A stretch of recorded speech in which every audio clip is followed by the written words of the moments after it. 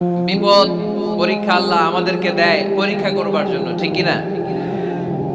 বিপদ আল্লাহ আমাদেরকে দেয় আমাদের কোমরগুলোকে সোজা করবার জন্য, আমাদের পায়ের নিচের মাটিকে শক্ত করবার জন্য, প্রতিকূল পরিবেশে নিজের অবস্থানকে শক্তভাবে জানান দেওয়ার জন্য। চিল্লায় বলেন ঠিক কি না?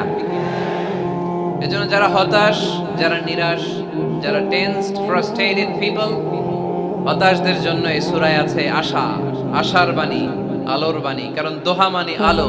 দোহা মানে কি? আলো কথাটা শুনতেই লাগে ভালো, ঠিক কি না? আলো বললেই কেমন ভাল লাগে না? কারণ আশার আলো, এটা সম্ভাবনার আলো। অন্ধকার দেখলে বাচ্চারা ভয় পায়, আলো দেখলে বাচ্চারা ভয় পায়।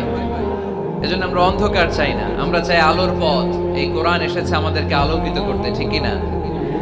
আল্লাহ রাসূল সাল্লাল্লাহু আলাইহি ওয়াসাল্লামের খুব মন খারাপ, তিনি খুব বিচলিত, তিনি খুব পেরেশান।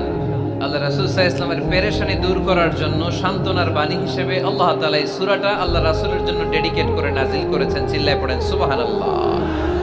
আর আল্লাহ বোঝাতে চেয়েছেন, আমার নবীকে আমি যেভাবে পেরেশানি দূর করেছি, সাহায্য করেছি, মুমিনদের জীবনেও আমি আল্লাহর পক্ষ থেকে সাহায্য আছে না নাই?